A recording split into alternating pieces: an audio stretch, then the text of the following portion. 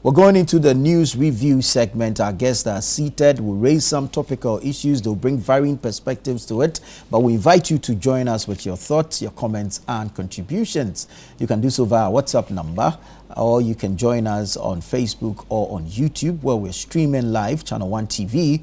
We're very engaging and interactive on X, that's formerly Twitter, and as well as Instagram, IG. But we have some exclusive video content for you to enjoy on TikTok. This morning, let me say good morning to the Honorable Nilante Vanderpoy. He's the National Coordinator for the District Road Improvement Program. Honorable, good morning and welcome. Good morning. It's good to see you. The Honorable Fuseni Isa is here, a former Member of Parliament for Okaikwe North. Alhaj, good morning. Yeah, good morning. Good morning to you. Good morning to Senior. We started the fast yesterday. How's it going? Yes, Alhamdulillah, it's going well. I pray that God bestows His mercies upon us and grant us the blessings of this holy month as we embark on it. Very well, very well, very well. Right, let's get into our business for today. The Chief Justice, Paul Bafuboni, yesterday determined that there is no prima facie case to warrant further investigations for the removal of the EC boss, Jean Mensah, and her two deputies, as well as the Special Prosecutor, Kisi Ejabeng. Now, we know that petitions were sent to the President, same forwarded to the CJ. CJ has determined or concluded that there is no basis for removal. Let me start with Honorable Nilante Vanderpoy on this particular matter. This decision or determination by the CJ, should it put to end the matter for the removal of the EC boss, or is there an avenue for the petitioners to seek redress? Well, thank you very much, Nana. And let me say good morning to our viewers once again. And I was expecting that on the first day of Ramadan, you will not only ask Honorable Fuseni how he's doing, but you let him also lead us in a little adua. Because it is said that in the period of Ramadan, the prayer and supplications of all the adherents of Islam touch the heart of Almighty Allah. And as such, this is the time when they, even when they are not a sheikh or imam, their prayers are much potent. On that note, Rabbana atayna fi dunya hasana wa qina akhiratal hasana wa qina azabannar. Amen. Amen. I was praying that God bestows upon us the best of this world and the best of the hereafter. It's a summary dua that encapsulates everything that we exist for. So we hope God grants us that. Right. Amen. Oh, Senior. And you know, I am especially in a Ramadan costume, you know, so I'm really part of my people. Under normal circumstance, I wouldn't see this as anything very serious to labor on, but it's also to address one fundamental issue, that this president, His Excellency John Dramani Mahama, is a serious adherent of our constitution. He has always maintained that he is a true Democrat, and as such he will go by what the constitution demands of him, and the oath he has sworn to the people of Ghana to defend the constitution. And as such, just as he did before in the case of the Chief Justice, he referred the petitions to the appropriate authority. Yes. In the case of the Chief Justice, it goes to the Council of State, and the Council of State, if they should determine a prima facie case, set up a committee. In this case, with the EC boss and the Special Prosecutor, it goes to the Chief Justice. And the Chief Justice, having looked at the merits of that petition, has recommended to His Excellency the President that the reasons assigned for the removal cannot establish any prima facie case for the removal of the said people. And I think the President has done well to communicate same, just as he did.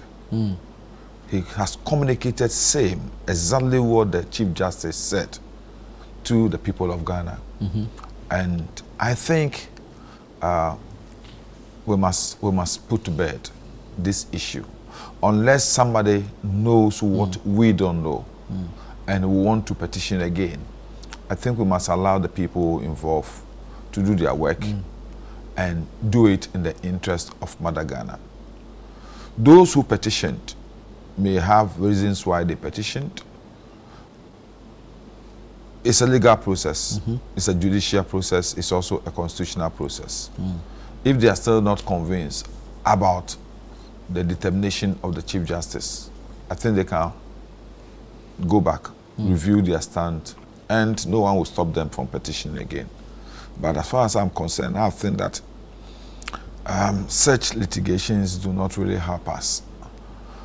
Our institutions may have systemic problems.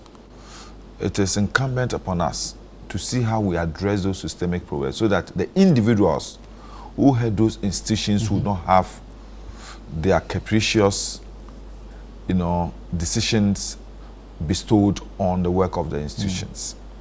I've said it before, when Obama told us that we don't need strong men, but we need strong institutions, he was referring to something. Yeah. That African democracies and African governments by nature have dependent on the strength and the image of the individuals who head the government and the institutions. Right. And we make them seem like gods. We make them seem like all-powerful. But he thinks that, like other jurisdictions, if we build strong institutions and regulations and systems are working, it doesn't really matter who is put there.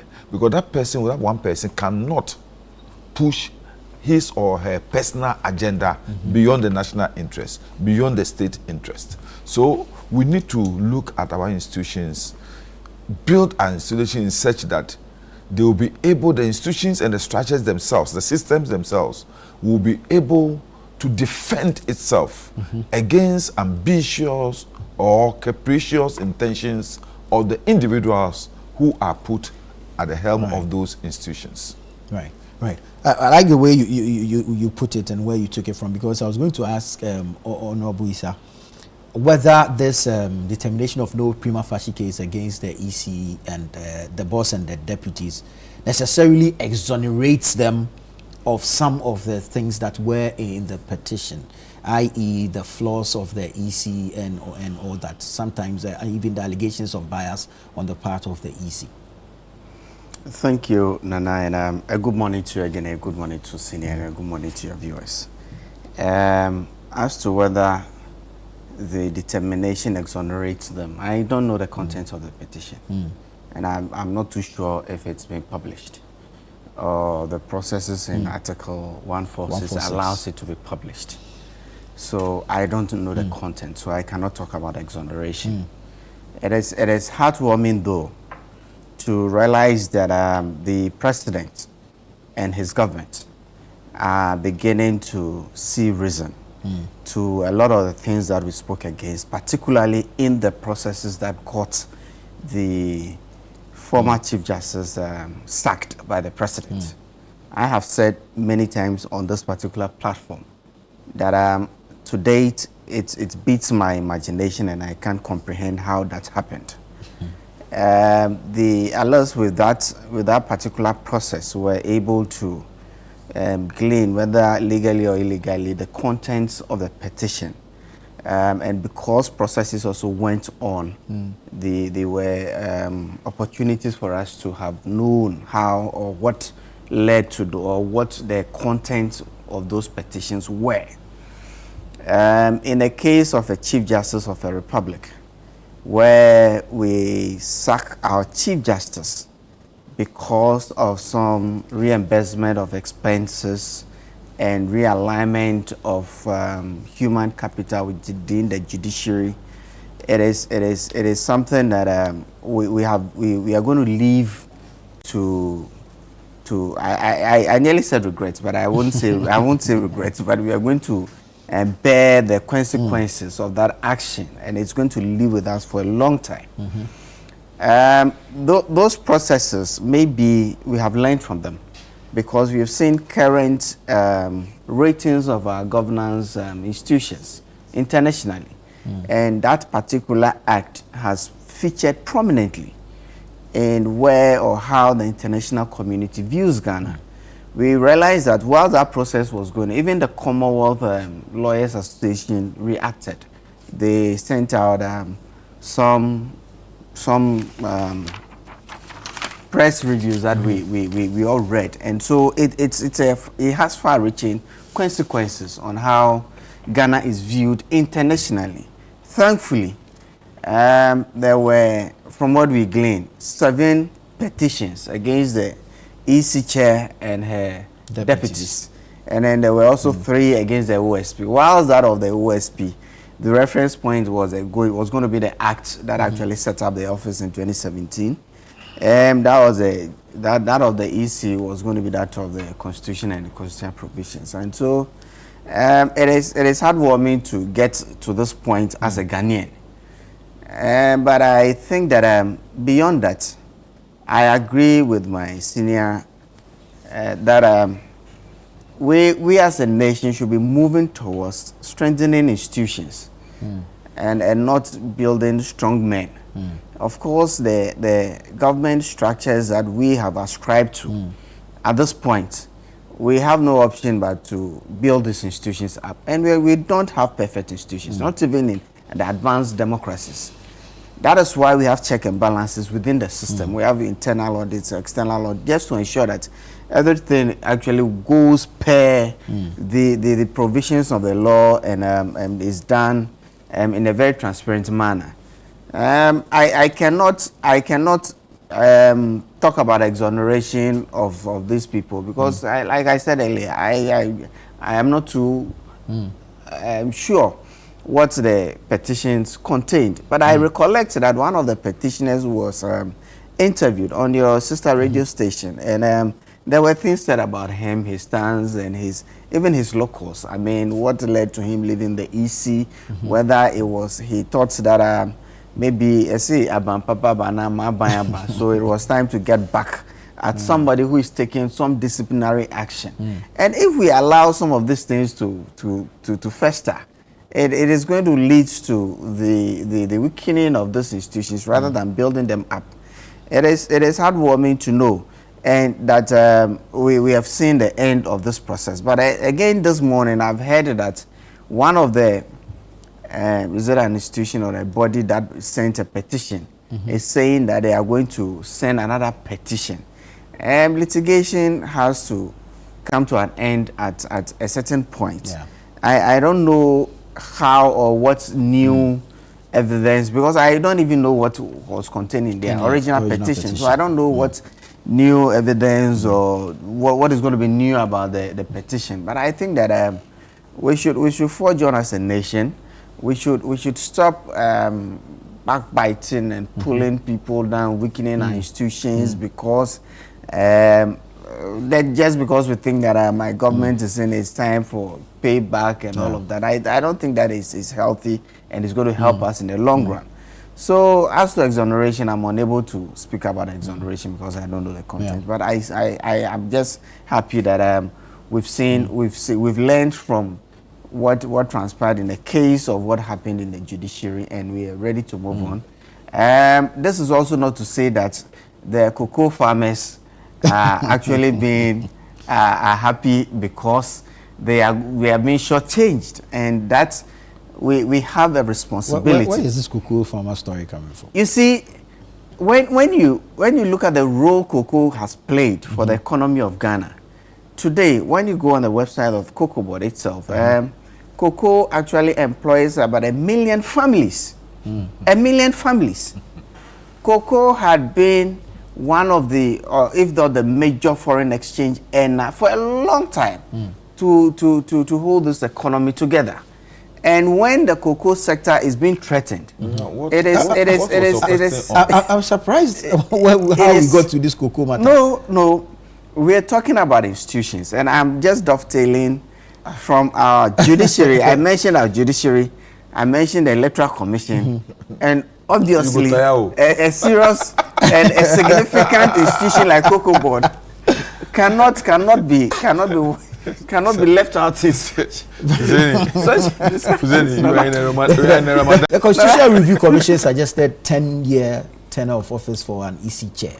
So how can we tie that into some of these things so that at least there's some level of security for an EC boss to do their work, and after 10 years they just go quietly? Then again, security of tenure, it hits either way.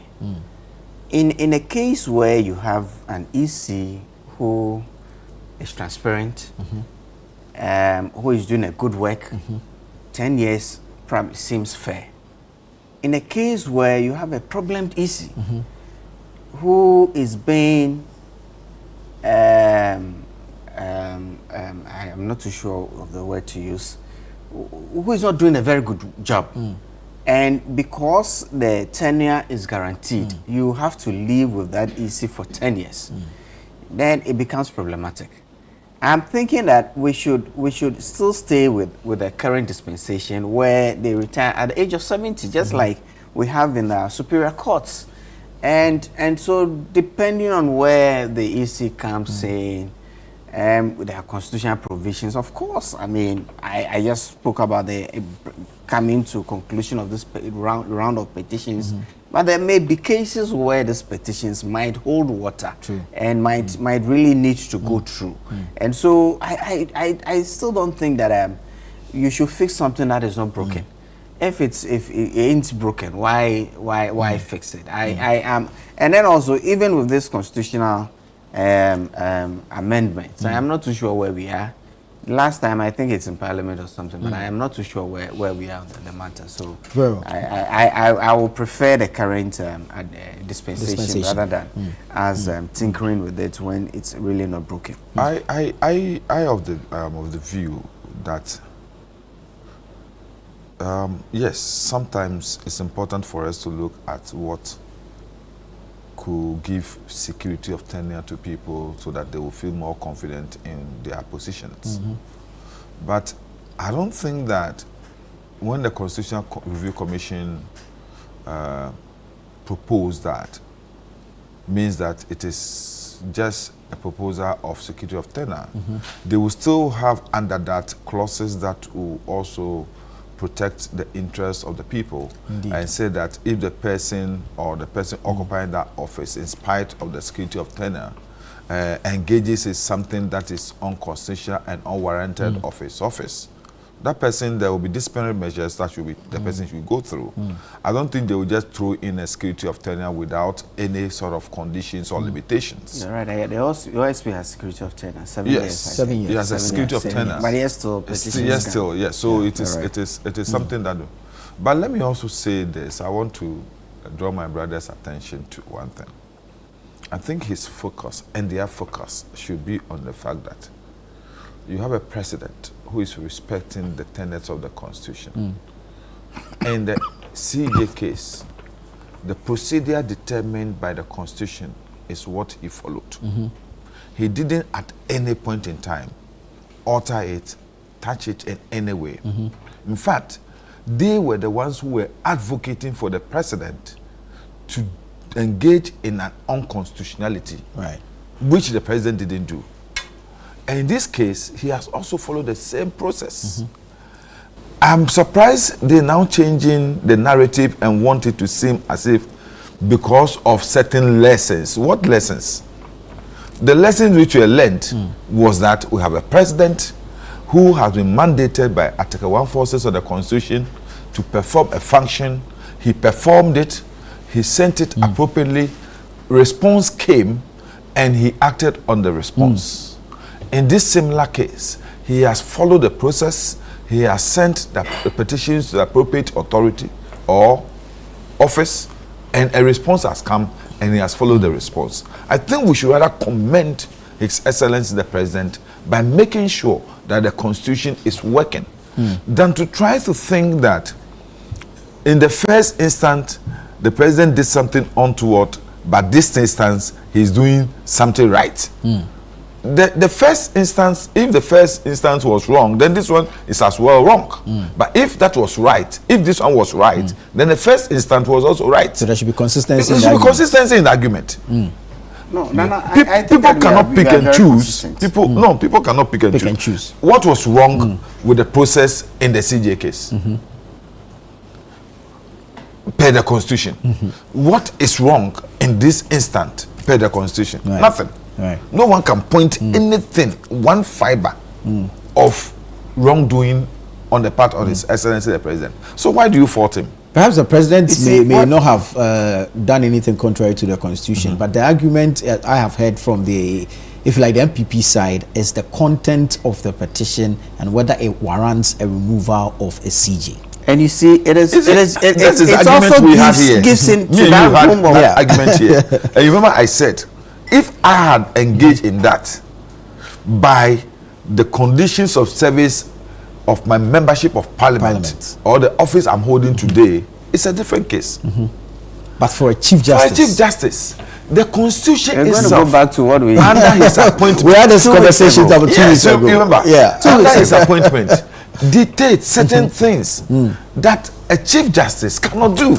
Right. So when a person goes against those things, it's morally right for a decision to be taken on that person. You see, within this whole thing is the point where either the Council of State or the Chief Justice has to determine whether there's a prima facie evidence, and that gives a level. The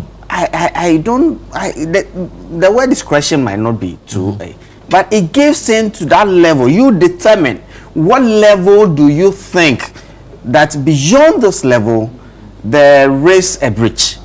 What is the level? What is the cutoff? What is the cutoff? What is prima facie evidence? Who determines the prima facie?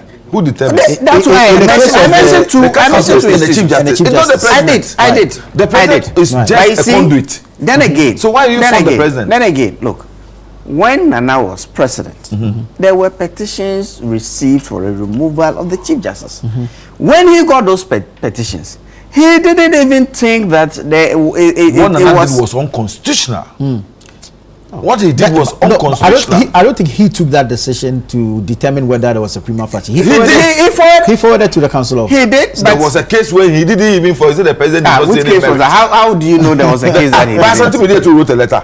Then the President didn't find any merit to even forward the thing to the just like President Mahama signed a letter for the dismissal of the Chief Justice. Based on the recommendations of the committee. So you cannot fault that because Asante Bediato signed the letter. It was it not transmitting the President's decision? But per Article 146. So when President Mahama signed the letter for the dismissal of the Chief Justice, after I insist that the Chief Justice had been sacked by President Mahama. Let me ask you this: the Chief Justice was sacked by President Mahama. You see, because look. What even makes it more pronounced is that they have told us that this is what we will do if we come into power, and we cannot discount that fact. Then they have told us that when they come into power, they will dismiss the Chief Justice, and that's exactly what they did. So what about the premeditated. What are the EC chair? That's why I'm saying that I don't know the content, and I am not speaking for the EC chair. The national chairman of the NDC had actually suggested that the EC chair be removed. However, today no prima facie has been established against it. So are you saying that the party has made a U-turn on some of these things? Let me just link to. Look, we have a by-election in Ayaso East. In Ayaso East, within the NDC, there's a parliamentary caucus faction. There is the party chairman and his faction. There's a Jubilee House faction. They all had candidates in the primaries. It's not true. So whatever the chairman said, I am telling you. It's not true. Oh, you can decide to tell us that it's not true. But on the issue of strengthening, I know, and Nana knows. You see him smiling. He knows. It's not true. I do not know. I'm telling you. I'm telling you. I do not know. Baba was a candidate for. No. Asedun Ketia. No, let me explain something to you. Did Asedun Ketia campaign for Ajia was a candidate for the parliamentary caucus. It's not true. And there was also a candidate from Jubilee House who was sharing motorbikes. Did Asedun Ketia campaign for Baba Jama? Asedun Ketia does not necessarily need to be present. He is influential enough to sit at the and do the strings. Baba Jamal, Baba Jamal, the president. I have known Baba Jamal since 1998 when he was Luke's coordinating secretary. Right. I was a General Assembly member for Legon Hall at the time. So you know his ability to win elections. I know Baba Jamal. I know his capacity. I know him very well. And I'm telling you, and everybody knows. He needed the party executive before he could win the premise. I also still ongoing. People are we have not done yet. Misinterpreting the issue of the parliamentary caucus visit. Right. You see, this is what happened. Unlike all other parliamentarians, when this incident happened and we lost the member of parliament, being a Muslim, there was this, according to Muslims, within 2-3 days, swift, Yeah. So the caucus, the Greater Accra caucus, couldn't really mobilize because in our caucuses, he is aware, we contribute to our welfare fund. So when something happened to you and you are from the region puts your contribution together and give it to you. So it was only fair that when they had finished with the mobilization of their resources, they went to the woman to present it to the woman. It was just that thing happened just the day before the primary. Yes. So the assumption, which is fine, honorable. Yes. So but to say to her that we are waiting for you in parliament, that's what the issue is. What? To say to her that we are waiting for you in parliament. Oh, that one is, you should understand, women's talk. It was a woman who said it. Women's talk. We are waiting for you. Yes, it was a woman's talk. Clearly, you have declared our support for whip parliament. Yes. No, you're the whip. Yes. A very experienced whip. Exactly. A whip. It's about a 10th not a backbencher. What I'm saying is that this is a woman who is sympathizing, commiserating with another woman whose husband was the caucus chairperson and a member. Honorable, if you ask me if she was only being a woman sympathizing with another woman, there wouldn't have been any talk about the election in the first place. So because she was a member of parliament. She was doing politics there and then. Member of parliament. We were waiting for you in parliament. Yes. She was doing politics there. They wanted her to replace her husband. So whatever. So then that addresses his point that there was a caucus candidate. Whatever the party chairman had said in opposition, it's probably time for Julius to determine, to tell him where power lies. That you might have said this in opposition, but we are in power. And we are in charge of the processes. So we are going to show you that today you have the party, but we have government, and we have the constitutional processes. Let's not digress. Let's not digress. The chairman has his party, and the president has jubilee. The president has the processes. He owns the processes. Then this is not like that.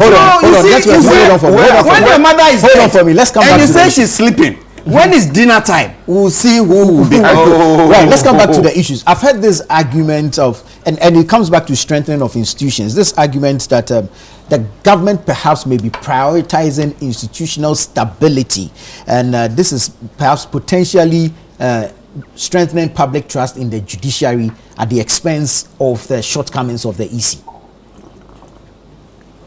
It may be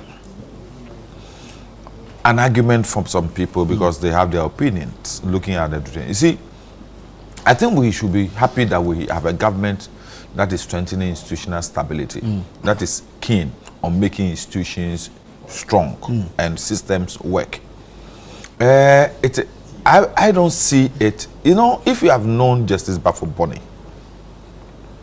he is somebody who believes in institutions. He believes in making institutions better. And if you are taking a petition, you see, the Council of State is different from the Chief Justice. True. Yes, you may have some retired judges on the Council of State. Former CJ is also there. Yes. Yeah. It's a requirement. It's a requirement. But you know, people who are not judges will be more. And as such, the way they will look at an issue and determine a prima facie will definitely be different from a Chief Justice who is purely a jurist and will be looking at an issue with those, let me say, background and knowledge, expertise that he's got. So I wouldn't say it's a deliberate thing to strengthen judiciary and make the judiciary also strengthen other institutions, or I wouldn't say so, because I know that is not the intention. The intention of His Excellency the President is to make state institutions work and work independently and be able to strengthen themselves and make systems work, so that we can have strong institutions that will be able to insulate those institutions from the overbearing, capricious intents of the individuals who head those institutions. And I believe that is where I want us to look at as a country, so that it wouldn't be only President Mahama. Tomorrow, whoever is there will also emulate the example that President Mahama has set, to make sure that our institutions become so strong that they will be able to go over some of these individual interests that sometimes characterize their performances. So I don't think so. The Chief Justice has done his job. The judiciary, representing the judiciary has done his job. I think that if there was anything convincing enough in the petition that warrants the removal or establishing a prima facie case against the EC chair and Special Prosecutor, the Chief Justice will have said so. Mr. Bafo Bonny will have said so. I know him. And I don't think he will have that. You know, unlike the case of the CJ, she had her peers on the committee. Yeah. If the committee's decision had been contrary to what we saw, I'm sure the president would have transmitted the same. The president wouldn't have changed the committee's findings. So I think it's good for us. We have a system where we can say that we have a judiciary that is predictable. You know that if you have a case and you go to the court, with this CJ, you are sure that the case will be determined on its merit and you will not have a unanimous decision. The two of the major stakeholders in the work of the EC will be the NDC and the MPP. Now, over the period, both have had cause to complain about the conduct of the EC. Now, perhaps the word exonerate might not have fit, but maybe a judicial process may have been limited by insufficient evidence. But does this invalidate the concerns? And that's why I intentionally mentioned the NDC and MPP having raised concerns. When you say concerns, my biggest challenge is that these petitions have not been published. So ordinarily, you and I will not even know the content. We're not privy to the details of the So petitions. as to whether the petition contained cases that merited these processes to continue, I'm unable to say. Yeah, but the NDC and MPP have all raised issues about the competence of the EC. And they've all advocated that EC must be removed. I don't recollect NPP coming out to. I don't recollect. Post 2024 elections. I don't recollect. Of course, when collation and recollation of Ablekumanoff issues came, it was Ablekumanoff issue. Not only Ablekumanoff. Yeah. No. We had Central. We had Tema Central. I mean, we had issues. But the fact that we had issues, issues pertaining to the fact that the EC had determined at one point that we should go for recollation. Another point, they went for declaration. And then the other time, we said we should go for rerun of some limited polling stations. I mean, we had issues with that.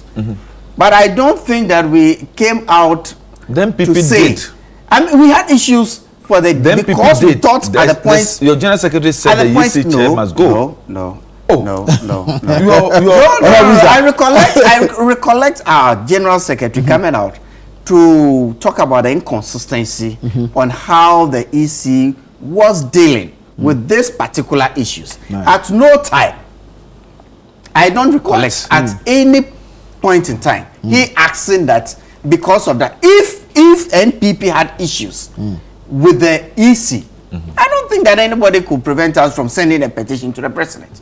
You would have listed the general secretary or the New Patriotic Party being one of the people petitioning. If we had issue with the EC and we think that it merits the EC to be changed, we will send a petition because we respect the law.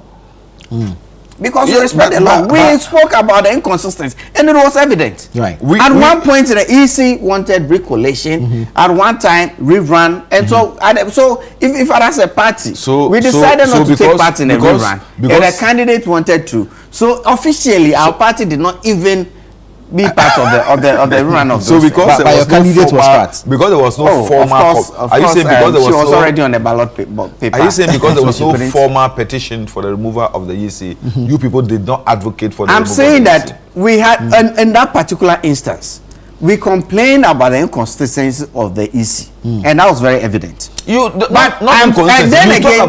again, I'm saying that you use the word incompetent. If we thought that the EC was incompetent, we will send a petition for her to be removed. Has the NDC sent a petition?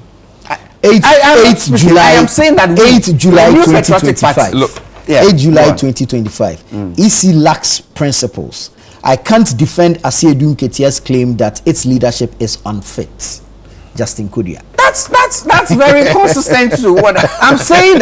I'm saying that if we 9th July 2025, the new NPP backs removal of EC boss and her two deputies. Of course. I'm saying that if the National Executive Council of the New Patriotic Party determines that we have to, we will take it without fear or favor to anybody. And so, just take us out of this. Me sitting here, let me be frank with you. In spite of what has happened, I support the idea of the removal of the EC because of just even one case. Sal, the behavior of the EC in that Sal case was totally unacceptable. Totally unacceptable. It's marks of discrimination and unconstitutionality in that instant. You cannot, you see, vis-a-vis what happened with Asenov, the EC was totally incorrect. You cannot in one breath say that you cannot take an action that would disenfranchise people, and in another breath take the same action that you think you don't want other people to be disenfranchised. Those are the things I'm looking at. You know that for 4 years, it was a constitutional issue. It was not about the creation of the district. The timing of elections and all of that. You know that it was so why do you at the last minute decide that they don't have the right to vote for a parliamentary candidate, but they could vote for presidential? Because when it comes to presidential and parliamentary elections, you know that in parliamentary elections, the country votes on basis of constituency demarcations. You know that when it comes to presidential elections, the whole country is one. But still, we have demarcations. And so, the creation of the districts and the redemarcation of constituencies, you know that a constituency cannot straddle a district. If it happens like that, there's a constant provision. I know that you have to wait until the next elections to be able to restructure that. And the EC is saying that at the point, that was the challenge the EC had.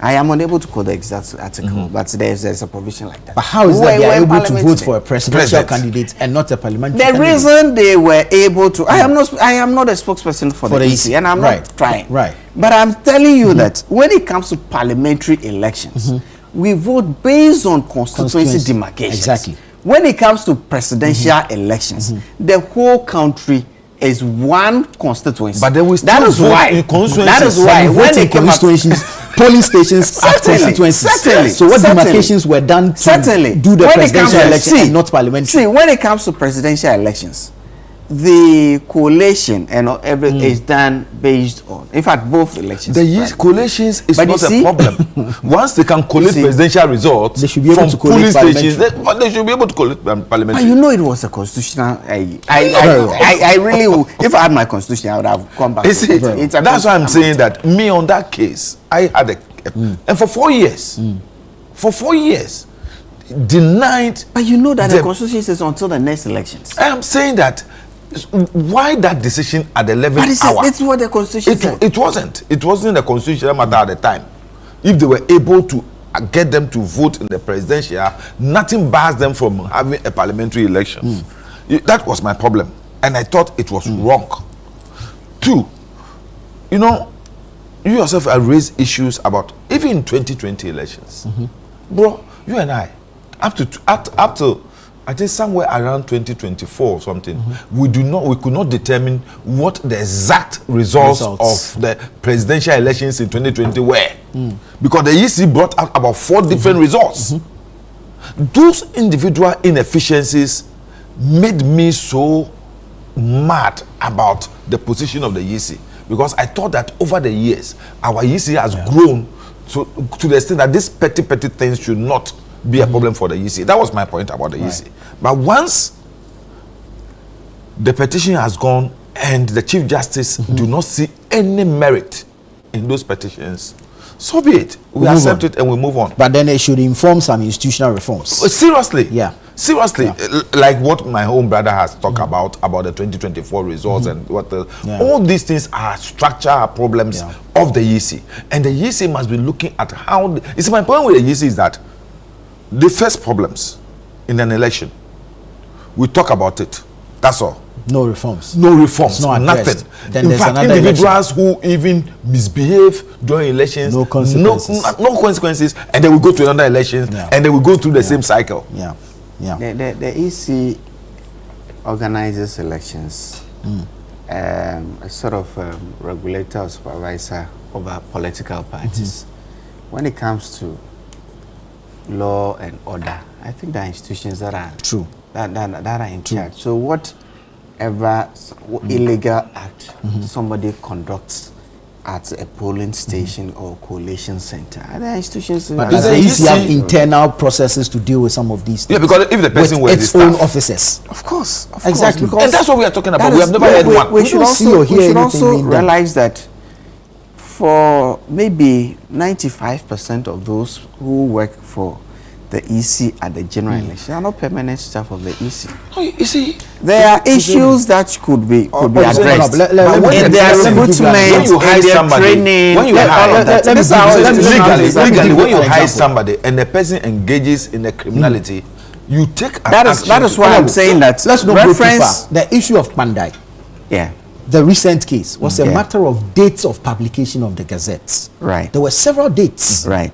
And this is an electoral officer that's published the dates. Right. But this person is working freely. Nothing has happened. But the law also states and gives a window in which this gazetting should be done. True.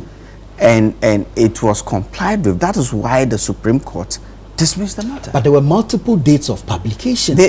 Because some persons were trying to take advantage of the situation. And in the knowing that you have a window of 21 days. And the EC officer. We are dealing with the EC officer here. No, we are dealing with the EC window of 21 days involved. The EC officer who had multiple dates of publication. Yes. You see, if these matters are not addressed, and it will keep repeating itself. It brings me. I recollect seeing the likes of Honorable Sam George in collation centers determining and whether they were collation or I mean they were determining who had won the election. If the EC was that efficient, I was wondering those what things would have happened. If the EC had been efficient in such an what instance, his powers were. Those would, that, so you see, whether or not the EC is efficient or not, the parties, the stakeholders cannot also be extricated from it.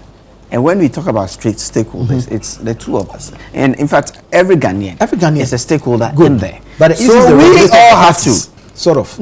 Of course. Who set the regulations for the elections? So if the EC is up and doing, a party official cannot do what you are just describing. So that's what we are saying. You're right. There should be consequences. You're right. Of course there should be consequences. But you see, the EC, it's in our interest for the EC to be efficient.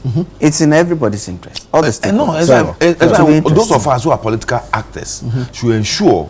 Even for the non-political actors. No, to me, because at the end of it, it is us who are the players on the field.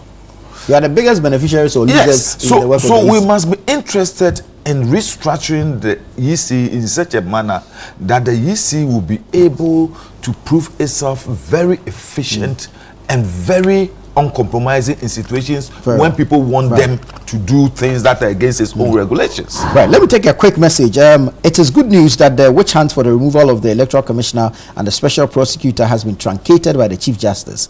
It's obvious the presidency didn't have much interest in their removal, unlike the case of the former Chief Justice Gertrude Tokoli, a campaign promise made by the NDC to their supporters to remove her. The reason was that the then Akufo-Addo government had allegedly packed the judiciary with MPP judges, and they, NDC, would do same to pack the judiciary with NDC lawyers when they assume power. This is Aminu from NSA. Not just NDC lawyers, NDC judges from Supreme Court, Appeals Court, and now High Court. Anyways, let's move on. Let's make some progress. About two nights ago, there was a disturbing video that went viral. A woman allegedly had stolen a newborn baby from the Mamprobi Polyclinic. Immediately, the system went to work, and by morning, the alleged suspect had been picked up. The baby had been rescued, and she's been successfully reunited with her biological mother.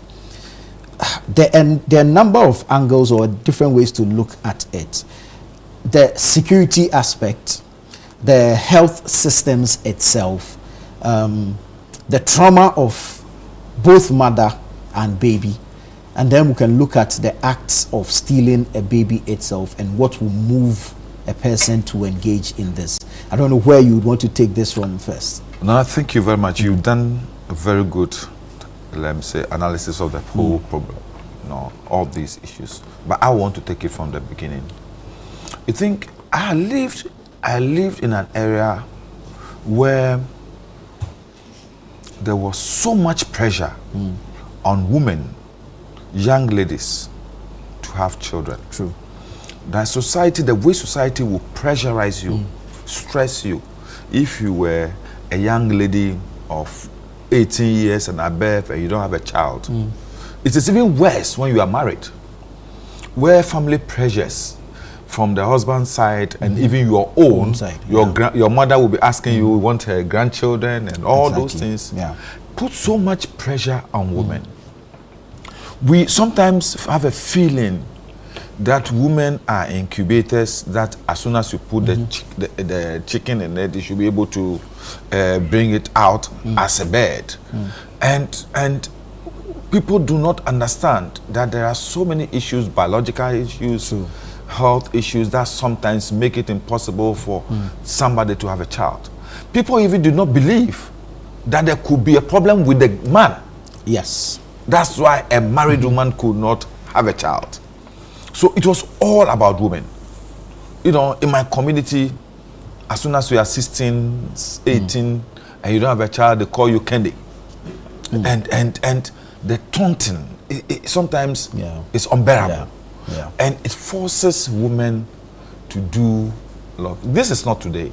This issue of baby stealing is not today. And it's not only in Ghana. In fact, there was a case in the US where consistently babies were being stolen and being sold to others. And there are people who sometimes, because of these pressures, will do anything, will pay any amount of money to be able to have a baby that they can call their own.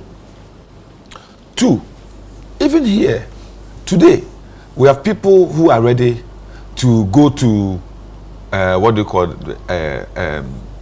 health institutions, fertility homes, to be able to have children. There are people who are even having, I hear in certain jurisdictions, children being cloned for them. You understand? It's very important for us to understand that issues about childbirth, issues about productivity, it's not just about somebody wanting it at a particular time. Spiritually and religiously, we believe that the Almighty is the author and finisher of our affairs. So He gives, and at the right time He gives. But sometimes I wonder how we call ourselves Christians, Muslims, and believing that it is God who gives, but still we want to put pressure on people as if they determine when to have their, or it is something that they can just go and pick, put in their belly and then produce. So that pressure is something I think that society, a lot of education should be able to make us reduce the stress and the pressure we put on, especially our women who go into marriage and for years they are not able to have children. Yeah. And even some guys, I'm telling you, some guys go through difficult times True. with their families and about these things. And sometimes it becomes even a problem in the marriage. If they are married 5 years, 10 years, the couple has not had a child, if you're not careful, it will even destroy the union. Yeah. So that is the angle I want to take it from and say, I'm sure this woman did not just get up just going to steal a baby. She may be going through a particular experience that at a particular temporary insanity Exactly. makes it unavoidable. That let me satisfy society, let me satisfy my husband or my in-laws, with this act. And there is no way this act could be engaging without the connivance of people within the health institution. True. So I don't want us to just see it as a woman want. Look, the only way she could get that is because she has knowledge of that facilitation within the health sector and within the health institution. The operations within that particular facility. Yes. Maybe she discussed her points. Oh, with a friend, it's go to this, go and see this person. They do it. I have seen situations, I've heard situations where people give birth to children. They are even told the children died. Others are swapped, and so many things happens within the health institutions, and people get involved. So it's a whole societal thing that I believe seriously we must look at. We must not just focus on it, but it's an eye opener to all of us. But I say that this thing, it's not today. It's been happening in the past. But then comes to the same issue we just talked about, institutional systems. Yeah. And I'm happy that Mampobi Polyclinic had a CCTV. Yeah. How many of our health institutions have CCTV? That when said things happen, we could go back and see and have a look and be able to determine who are the people involved. We should also thank God that according to the minister, there was a whistleblower. Exactly. Yeah. So it means that individuals are being cautious of said things. Exactly. I want to go by what the Minister of Health, the policy guidelines he has issued immediately, that all health institutions must. It's not just about stealing. There are so many infractions. There are so many things that happen within the health institutions that are allowed to go. Sometimes even the attitude of health workers. Look, you could die in a hospital just by the way you are attended to. Yeah. And you could recuperate in a health facility just about the way you are handled. Yeah. You understand? So the health institution is a place where people's life will either be altered or improved by the way they are received and the way they are handled. Right. I want us to look at this issue of making workplace at the health facilities very humane, very nice, very, let me say, supportive of systems. Yeah. What are the sort of structures we've put in place where women who go through these traumatic times, not having children, what are the things, what is society having exactly to make those people understand that Or how do we counsel them? How do we help them? Support systems to help people, women like that. Because some people will be so desirous of having that one child. Exactly. Yeah. You understand? Yeah. So what are the systems there to make people go through a sort of orientation that will psychological tune up, that will help him and her be able to understand that these pressures are not good and all. We don't have all this. But I've heard a minister for gender now saying those are the things that are social. Our social welfare system is collapsed as a country. It's collapsed. I don't know what the Department of Social Welfare does now. It's collapsed. So some of these things should let us go back to those systems and make sure we have people we have institutions, agencies that will have day in and day out sessions with women who are going through this period. Not only those who cannot have children, but those who women who go to deliver and they lose their children, those traumas must be handled in a system. If the system is that, I don't want to use a word that I've used, and somebody said it's too harsh, but it's like we have a very uncaring system. You understand? Very uncaring system. I have a daughter. I've had this experience. I have a doctor working in the health sector in the US. And what she does only is to counsel, talk to, prepare women who were coming to see the doctor before they appear before the doctor, to settle them, to ease them before they appear before the doctor. But here when you get there, Fusenesa consulting you too. There's no hospitality. Very honorable. let me take a break here. When I come here from Honorable Isa. This is Breakfast Daily on ChannelOne Television. Stay with us. We'll be right back. Hello again. Thank you so much for staying with us. This is Breakfast Daily. We're having the news review segment. We're discussing currently the issue of an alleged baby theft at the Mamprobi Polyclinic, the rescue and of the baby, and of course the reuniting the baby with the mother, and the number of issues that this brings to the fore, the issue of security and all. But Honorable Isa, if I'm coming to you for reforms in our health system. Not quite recently, no bed syndrome raised its head again. A life was lost, and now we are hearing issues of baby theft at a polyclinic.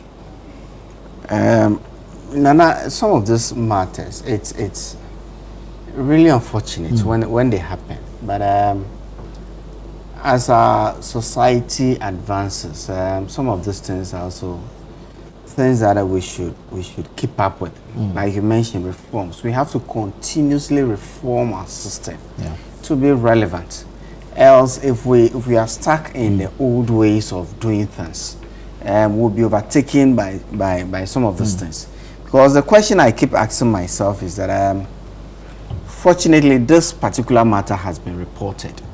It's gotten the attention of the public, and so it is being discussed across the country on platforms such as this. How many of these cases have gone unreported? How many of these cases have not gotten the attention that this case has gotten to?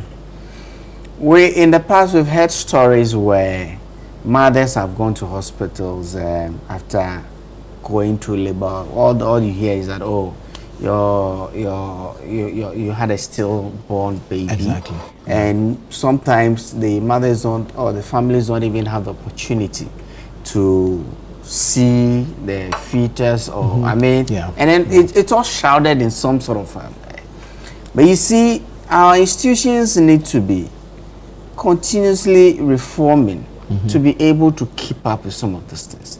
And as the people, you see, one of the aspects of what is unfolding in Mamprobi was the fact that some acquaintances of the alleged baby theft will go to the police station and insist that the picture that was captured by the CCTV was not the lady being held. Why won't they allow the processes to unfold? Why the need for a mob. They didn't go, and they are not even saying that we've seen this woman go through the processes of pregnancy to this extent, and so we can witness. I think that it's just too many things being thrown around at the same time to get your head around. It's the passion. Fortunately, they are going to It's the passion. What's the passion? What passion is it? Have you forgotten where the woman who gave birth and the husband comes from? Oh, certainly.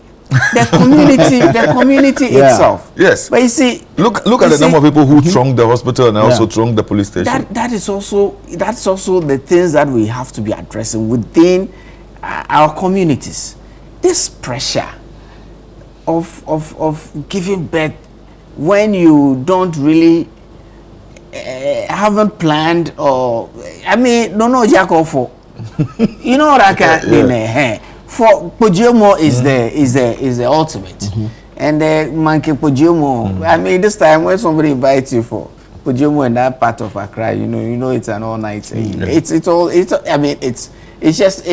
just too much to get together. Fortunately, the police are on top of it. Yeah.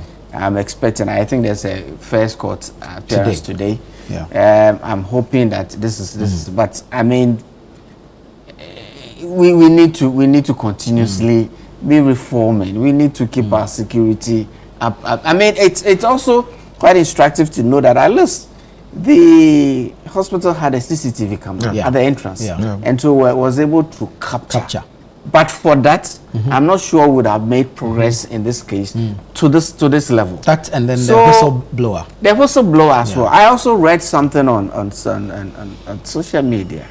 I'm not sure if it's TikTok or Facebook about a journalist, one of a very popular journalists who saw a neighbor's child, picked the neighbor's child, but somebody had actually seen it, and the attention of a policewoman. It was heartwarming to know that at least people are becoming aware of their personal security and what is happening within and they are taking advantage of the security system and all of that. I think that some of these things will happen. I'm not rationalizing what happened, but we as a people, collectively, will have to put in systems to forestall some of these things happening. Very well. I also want to say this. Maybe we have to look at our laws regarding adoption and surrogacy to make it flexible in such a way that people who are going through these situations can use any of these systems to be able to satisfy their desire. For someone, just having one child is enough for her to be happy in this life. And as such, if not, it becomes difficult. So when there are social systems, that makes it easier for the person to have. Because IVF or something, it's very expensive. Very expensive. And how many people could afford? So let's look at how we could help out. Look, I've lived in a community where not having a child, Nana, it's not something you want to see. You'll be shunned by the society. You'll be labeled. And you can have your peers. Even, finding a way of making life unbearable for you. In fact, Aba Obolala. I'm telling you. It's a serious issue. So sometimes you even have people who are not even up to the age of having children. Just getting into there and having children because they are scared of what their peers will say about Jele Kazantri. Nana, you understand what we mean? I understand. You understand, Gan? Yeah. I can understand, but I can't speak it. So I get what you are saying. No, it's not only peculiar to Accra. Yes, it's not only peculiar to Accra. It's a national problem. Yeah, indeed. That is why in certain areas of this country we even push our young ladies into having children, early marriages and all those things because we want to have our grandchildren, want to have it's totally unacceptable. I think society we need to evolve a system where we can continually preach. It's why our religious bodies, our society, social organizations. These are the areas I want us to look at, right, and stop the politics all the time. Very well, very well. So we hope that the measures being implemented will yield some fruitful results, especially in heightening security and all that. You want to talk about cocoa? Of course. Hey. Oh, but they've released money. I know, but Nana, please, let's focus on what we are doing. You find a way of talking about cocoa when you mention the issue of. You see, hey, Honorable, do you have a cocoa farm? I don't have a cocoa. We are sympathizing with the farmers. But I'm a farmer. Somebody told me you enjoyed cocoa board scholarship when you were in school. No, I didn't. Are you sure? I didn't. I couldn't have. Really? I couldn't have. Okay. Very well. Some a week or two those ago. Good days, and we used to have cocoa board scholarship and government You scholarship. did. Me, I didn't. No, I had government scholarship, not cocoa board I scholarship. didn't also have. My father had to pay my fees true and true. True and true. And I am so grateful to my parents for. Indeed. Yes, I had the best of education. I mean, very well. A lot of sacrifice went through it. And you see, I was born right here in Abeka, and that's where I grew. I was born in Nima. I met one of my mates, and I was saying that only if there was free SHS at the time, in our time in the there 80s, was free SHS. There was free SHS. I knew very, very talented. Did you pay any school did you pay any fees when you went to school? Secondary school was free? I paid my way through school. Tuition was free. I paid my fees because I went to Presec from 1987 to You went to an elite school. I said I had the best of education. I'm very grateful for the sacrifices my parents did. Very well. Let's move on. Which one is Presec? When I just said Presec, so you should know that there is one Presec. No, you know the other ones, now they all say Presec, and then you are thinking it's something. But when somebody says Presec, you mean it's Presec, Legon. There's one Presec in other Presby schools. Oh, okay. So when I say Presec, you should know that it's Presec. Very well. Let's make progress. Yesterday there was a joint press conference. Minister for Communication and the Minister for Gender, and they announced to us that the CID is currently seeking Interpol assistance to arrest a foreign suspect over some explicit videos in what now appears to be a sexual exploitation scandal. Do we have, or if he's gone, should we leave him to go, or should we still commit resources chasing after him?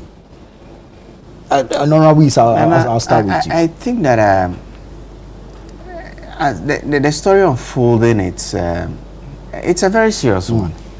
I think that we need to, whatever it takes, we need to learn lessons as a society, as a community.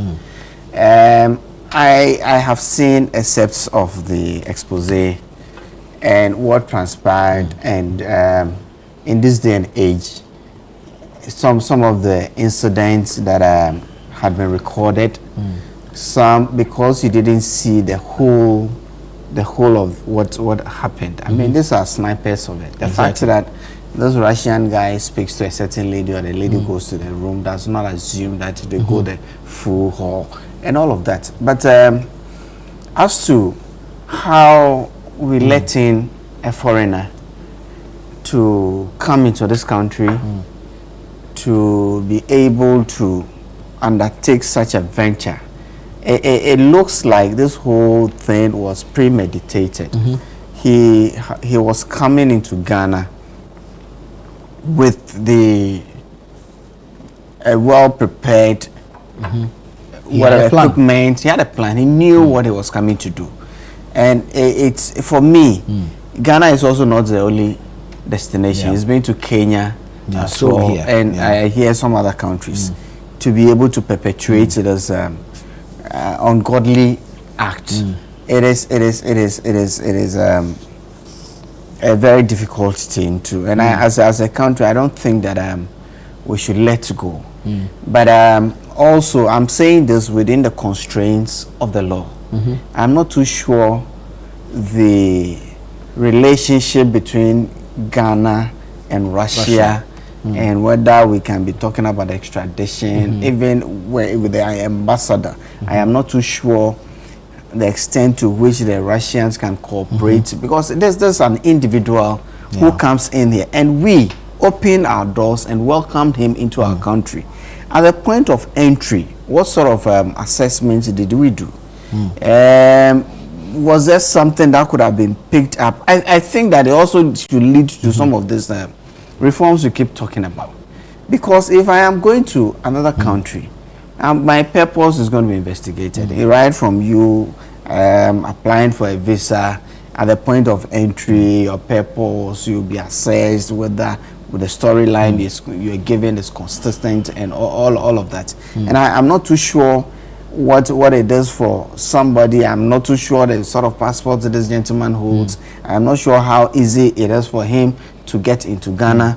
I am not too sure whether the whole act, whether the victims it beats my imagination. But you see, as a community, I just think that look, we should be ahead of what is happening. And sometimes the way we approach some of these things as well. When this whole thing came up, we had the Minister of Communication saying things that I don't know whether he was briefed properly, whether he had sought counsel and all of that. Sometimes the way you even start fighting some of these things determines how you end it. It's strictly somebody, a foreign national who has come in here. I think the first point of call would have been the Minister of Foreign Affairs. Through some level of diplomacy is needed in there. Some level of IT breach is being, because somebody's privacy is being breached and all of that. But I think that even before we come up to tackle some of these things, I am happy that finally the Minister of Foreign Affairs and the Minister of Communication are working together on this matter. And I think that the young ladies out there, not even just ladies, but even the young men, this day and age, you are not too sure what is happening. I think we should all be very conscious of our surroundings and our security and the breach of our privacy and all of that. I think that people should be conscious of that and be more responsible towards what happens. I mean, anybody could fall prey to. A lot of people could fall prey to, both men and women. And so I call that maybe the victims need help and they should be supported. Some psychosocial support. It is a very painful thing. Honorable Van Apoy, have we committed a crime in fighting a crime? I'm asking this because we've also published the passport of this gentleman. No, I don't think so, because whatever he did by our laws is criminal. You understand? It's criminal. And we have taken steps to make sure that we use our sovereign jurisprudence to deal with the issue. Just that we hit a nag because of the fact that we don't have an extradition treaty with Russia. But then we can also work through Interpol. And don't forget, but for Russia's peculiar international restrictions on cyber security and the ambassador says their international constitution crime supersedes any treaty. Yes, and so they because of what has happened in the world, Russia do not ascribe to these things. If it happens within their jurisdiction, they will deal with that. But outside their jurisdiction, they don't have this. But what my consolation is the fact that once Interpol picks it up, this guy can never get out of Russia to any other place unless he changes his face identity and everything. So that is good for me, because then it is not just about Ghana, it's about international. Other women in other jurisdictions will not fall prey to his useless and buffoonery. Those are the words I will use. I'm totally appalled by the behavior of this guy, because it's not just about infringing on the privacy of these individuals, but he's also subjected families to serious torture.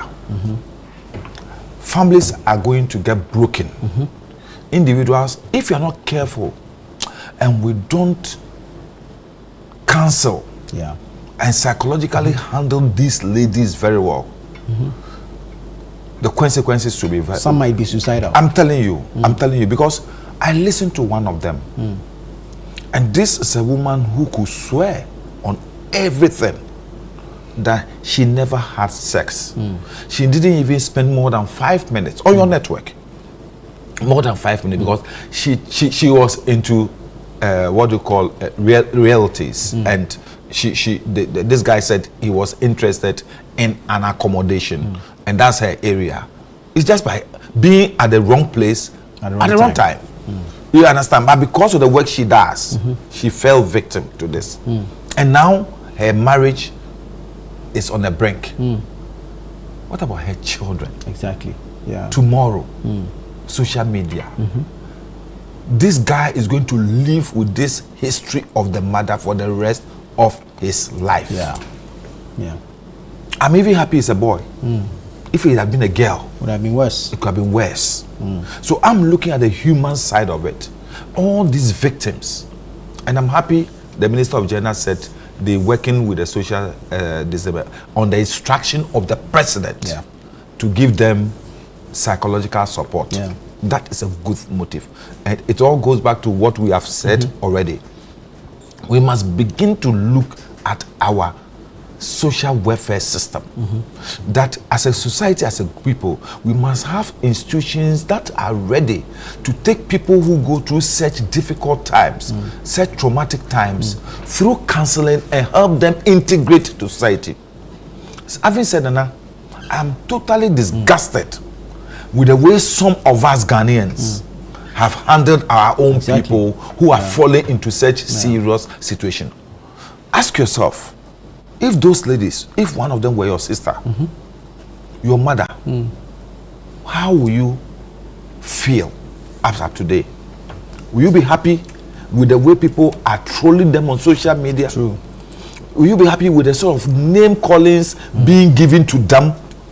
People are, excuse me, calling them prostitutes, cheap, and those words. And Ghanaians are happy, just reposting and circulating this. Not knowing that they don't know that they are also committing a crime. Indeed. And it goes back to another issue that has come up in this country. Now, Nana, when an accident happens, instead of people looking at how they will save the victims, all that they are interested in is videos. You understand? Where are we going to? Today, people are happy about, they themselves editing, reposting, running commentaries on what has happened. In fact, when you go to TikTok, it's appalling. Yeah. It's so bad. And I sit down and say, what? If this lady, any of these ladies have been my sister, how would I feel? How would I feel? Yeah. And I think that is something that we should look at. Indeed. And I will be urging my brother Sam George to look at how we can take action against our own people who are reposting and running commentaries on this thing. Yeah, he actually sounded a word of caution yesterday. Those are the people we should be dealing with. I will commend the minister and the government for deciding that they will want to put at the disposal of these victims. I call them victims. Yeah. Because none of them expected this. Indeed. And the guy, like Fuseni said, he had a premeditated mind. Indeed. In this. Yeah. Because what he did is just somebody who want to take these things and but you see, I don't blame our system too much, because if somebody is coming to Ghana and person says he's a tourist, we want to encourage tourism. Yeah. And I said the person indicates that he's a tourist on immigration, nobody is going to take him through any other due diligence to find out whether he's truly a tourist or this. And when people come in and get out of Kotoka, they check into private hotels.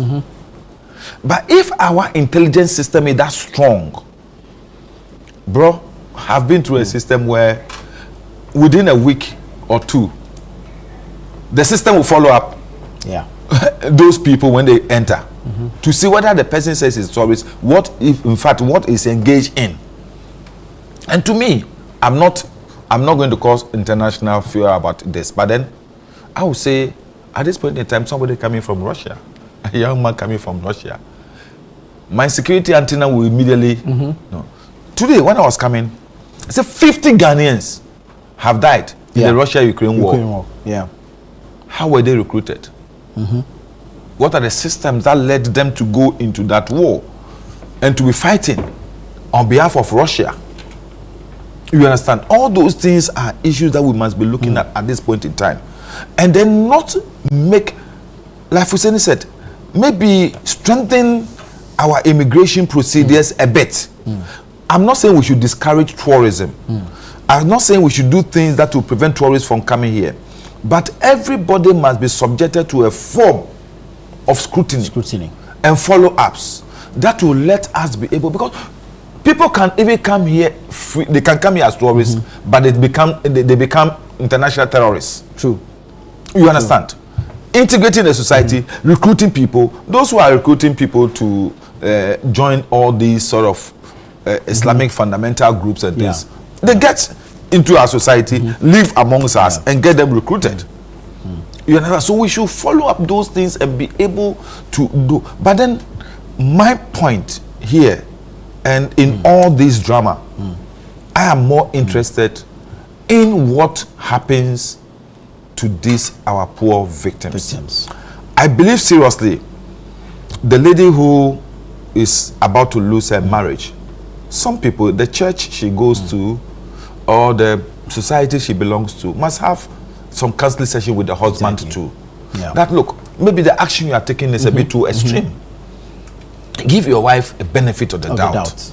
And let's go further, because what you saw is just a short clip of, and she's insisting, and it's actually been edited. Happened. Yes, it's actually been edited. Even if you want to do biological, you can know whether she has within the past days had sex.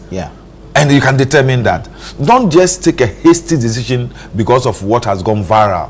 I think in marriage situation, that man should know that our ability to forgive one another is what strengthens marriages, and not taking stern decisions against our partners and spouses in such situations. Amen. It's very important. I'm feeling for the woman. Indeed. I'm feeling for her. They are victims and they need support. You understand? Look at this innocent lady who, she was going, hello. But that is also, you see, all those victims, that's one thread I saw. One thread I saw is the typical Ghanaian didn't want to be disrespectful towards a visitor. The typical Ghanaian. It's like that with all of us. The typical Ghanaian meets somebody, greets, and all those things. In other jurisdictions, nobody cares about you. Everybody is minding his own business. But we are more hospitable to foreigners. Yes. And even to ourselves. Now, when you get out there, you go on the street, somebody meets you, hello, and all those. It's part of us. It's part of our cultural system. But if we don't have those things, there won't be any form of communication that will lead to the man even prompting you to ask your name and all those things. Right. Thank you so much. We're going to end it, but there's a message. It's in caps. That's why I want to read it. It says, "Hi, I totally disagree with the Chief Justice for not finding any wrongdoing with Jean Mensah and her 2 deputies. Never in Ghana's history has constituents been denied the opportunity to select their representative in Parliament. But this happened under the watch of Jean Mensah and her 2 deputies for the first time in Ghana's history, and that's an infringement on their fundamental human rights." I hope this is not coming from Franklin Kujo. No. In a democratic nation, in modern day Ghana, no way. Jean Mensah and the 2 deputies must be sacked, because it is their duty to see to every registered voter vote in any election. Still peeved. This about is unacceptable. They must be sacked for sleeping on their jobs. His name is Papa Bisu from Sprintex. Honorable, there's one for you. It says, "Good morning, Nana, and I trust this finds you well. Please remind Honorable Neil and Vanderpoel to come to our aid on the Katamansu to Apollonia Road. A little leveling would do us a lot of good and bring us some relief. The 15-minute stretch now takes 1 hour. Please, I will engage with the MC. I will engage with the MC. Thank you so much, gentlemen. This has been good, and we appreciate you so much. Nana, we still didn't talk about Cocoa. We'll find time to discuss. We didn't talk about the MPP. We've run out of time. We will have to leave it here. We should talk about the base movement. The base movement. Now they've gone back to the base. What is the base? I don't know. For Flagbearer, now you're going to start from the base. But we'll leave it here. We'll find time to discuss it later. This has been the news review segment on Breakfast Daily. Philip and Chris will take over from here.